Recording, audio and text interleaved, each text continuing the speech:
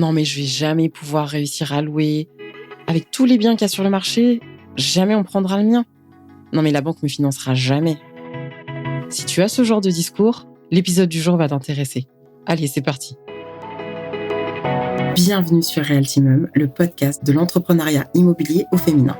Si tu te sens perdu ou bloqué sur un projet qui touche de près ou de loin à l'immobilier, alors tu es au bon endroit. Je te donne rendez-vous tous les lundis pour parler investissement immobilier, entrepreneuriat ou encore développement personnel. Viens faire le plein de conseils, de solutions, mais aussi de bonne humeur. Moi, c'est Jade. Je suis coach en investissement immobilier et maman d'un petit garçon de 3 ans. Avant, je travaillais dans l'humanitaire et la santé publique en tant qu'épidémiologiste et pharmacienne. Mais j'en ai eu assez d'assister les gens. Je voulais plutôt qu'ils deviennent autonomes et reprennent le pouvoir de choisir et de se construire une vie sur mesure qui leur ressemble. L'immobilier a été pour moi le moyen d'y parvenir et c'est ce que je veux partager ici avec toi. À travers ce podcast, je me donne comme mission de t'apporter de la clarté et de la compréhension pour t'épanouir dans ton projet tout en atteignant tes objectifs, car je pense profondément qu'en réalisant ses rêves, c'est aussi nous que nous réalisons. Hello la team et bienvenue sur ce nouvel épisode de Realtimum. Aujourd'hui, l'épisode sera un peu mindset parce qu'on va s'intéresser à comment identifier tes croyances limitantes et les transformer pour sortir de l'impasse. En clair, on va mettre de la valeur sur toi pour réaliser tes objectifs immobiliers. D'abord, si tu es bloqué à l'étape de recherche, de prospection, de peu importe l'étape de ton projet, avec ce genre de discours, c'est parce que tu projettes déjà ton échec. Et dans l'épisode du jour, j'aimerais te proposer quelques exercices pour changer de paradigme et sortir de l'impasse.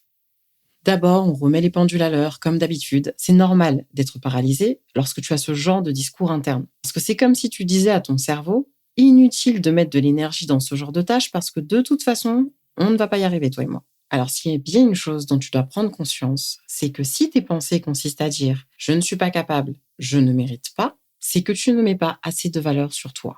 Tu ne mets pas assez de valeur sur toi, sur ton expérience, sur tes compétences. Bon, en clair, t'as pas assez confiance en toi. On va voir comment est-ce qu'on peut contourner ce genre de difficultés. La première partie de l'exercice va déjà consister à identifier précisément ce qui te pose problème dans la situation que tu es en train de vivre, dans la tâche que tu dois pouvoir accomplir. Qu'est-ce qui te bloque précisément ?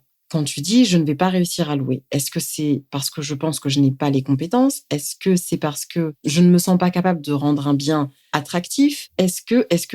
Donc déjà, il va falloir identifier précisément ce qui te dérange dans la situation. Ensuite, tu vas regarder dans le passé et tu vas te dire « est-ce que je me suis déjà retrouvée dans une situation similaire ? Et comment j'ai fait pour m'en sortir ? Quelles compétences j'ai utilisées pour m'en sortir ? Quelle méthode j'ai utilisée pour m'en sortir ? » Et là, tu vas tout simplement faire un copier-coller. Mais si vraiment tu te trouves devant une situation complètement inédite et que tu vois vraiment pas comment faire, je te propose ce petit exercice d'écriture. Tu vas écrire la pensée là que tu as. Vraiment, c'est-à-dire que tu vas écrire par exemple « les banques ne me financeront pas ». Je pense que les banques ne me financeront pas. Ça, c'est ta croyance limitante. Et maintenant, on va la transformer en pensée mobilisante. C'est-à-dire que je vais trouver une phrase qui va me permettre de surmonter cette difficulté, mais dans laquelle je vais pouvoir mettre vraiment ma foi, dans laquelle je vais vraiment y croire. Donc ça va être par exemple d'écrire « j'ai toutes les compétences pour présenter un dossier bancaire le plus attractif possible pour les banques ». Tout bêtement. Ou alors ça va être par exemple « je suis capable de défendre mon dossier bancaire et mon projet ». Peu importe, tu trouves quelque chose qui te parle, qui te corresponde et dans lequel tu vas vraiment pouvoir y croire. Ou alors si c'est juste une peur, vraiment une peur primaire, ça va être de dire j'accepte le risque de ne pas obtenir mon financement. Comme ça, ok, on est ok sur le fait que tu acceptes ce risque-là. Ça ne veut pas dire que c'est ce qui va se passer, mais tu acceptes ce risque et donc du coup maintenant tu vas pouvoir te mettre en mouvement. Et cette phrase que tu auras créée, tu vas la mettre partout où tu peux, sur ton PC, sur ton téléphone portable. Tu vas te mettre des rappels éventuellement pour que tu puisses voir cette phrase le plus souvent possible pour que ton cerveau, ton subconscient intègre l'information. C'est vraiment tout bête. Alors moi, j'ai adoré, je l'ai utilisé dans plein d'autres domaines parce que justement, c'est quelque chose que tu peux utiliser dans plein d'autres domaines. Ça te demande bien sûr à te poser et à réfléchir exactement sur ce qui te pose problème et à être le plus spécifique possible. Donc, ça demande forcément de se donner la place, en fait, de s'observer un peu.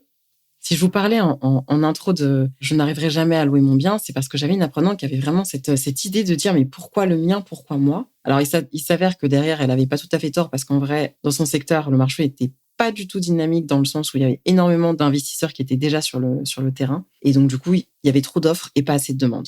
Mais bon, mis à part ça, c'était vraiment au départ, elle pensait vraiment que son bien n'aurait rien d'extraordinaire et donc elle n'était pas en mesure de proposer un bien sur le marché qui pourrait attirer les locataires. Et moi, ce que j'ai bien aimé dans cette situation, c'est que en creusant, en lui posant les questions, certes, il y avait un problème de confiance en soi. Bon, ça arrive à tout le monde, hein. Mais là où c'était un peu dingue, c'était que c'est surtout que c'est ce que lui renvoyait en fait son compagnon. Et le fait que son compagnon lui renvoie qu'il n'avait pas confiance en ses compétences, en sa capacité vraiment à trouver un bien et à faire un investissement rentable, elle, ça lui coupait les jambes en fait. Ça lui coupait complètement son énergie. Elle se disait mais il me croit pas, enfin il a pas confiance en moi, il a peut-être raison. Et c'est pour ça que j'aime beaucoup en fait le côté développement personnel et le côté ce que révèle l'immobilier en fait de toi. Parce que concrètement, si elle s'était jamais lancée dans ce projet-là, elle aurait jamais soulevé cette problématique. Et que ce soit dans l'immobilier ou dans n'importe quel projet que tu souhaites mettre en place pour réaliser tes rêves, pour te construire ta vie sur mesure, c'est hyper gratifiant parce que quand bien même le résultat est pas là, quand bien même les choses ne se passent pas forcément comme tu le souhaites, derrière, t'en apprends énormément sur toi.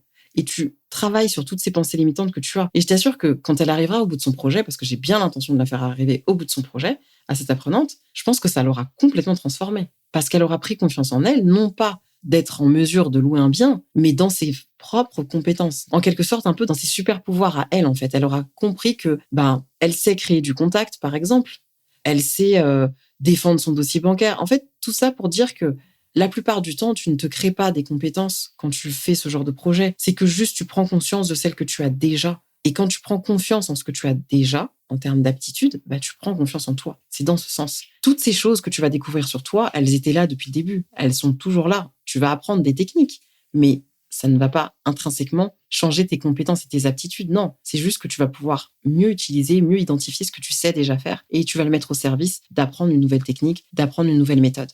Et donc, c'est vraiment ça que je suis persuadée que lancer un projet, que ce soit IMO ou autre chose, c'est un vrai voyage initiatique parce que ça te permet de te découvrir, ça te permet de prendre conscience de ce que tu as déjà, de ce que tu sais déjà faire, des richesses que tu as vraiment en toi. Et derrière, quand tu vas te lancer sur autre chose, tu seras hyper bien armé. Et cette autre chose va encore te faire découvrir des nouvelles choses ou voire confirmer ce que tu sais déjà de toi. Bon, l'épisode est quand même super court, mais c'est pas grave parce que j'avais vraiment envie d'aborder ce sujet. Alors si toi aussi tu te sens bloqué sur des croyances limitantes, sur des choses qui t'empêchent d'avancer parce que tu ne te sens pas capable de faire certaines choses ou que tu es persuadé que ton projet est impossible à réaliser, je t'invite à réserver un speed coaching gratuit avec moi. On pourra échanger, on pourra discuter, je pourrais te pointer du doigt ce qui est vrai ou pas, t'ouvrir le champ des possibles et te permettre d'avancer sur ton projet. L'épisode est maintenant terminé, je te remercie de l'avoir écouté. Si tu as des questions, des commentaires, tu n'hésites pas à me contacter via Instagram ou à m'envoyer un mail à contact.realtimum@gmail.com. Bien entendu, abonne-toi pour qu'on puisse se retrouver tous les lundis et discuter entrepreneuriat, immobilier, dev perso, enfin bref, que des sujets que j'adore. Maintenant, j'ai plus qu'à te souhaiter une excellente semaine et à te dire à très vite sur Realtimum.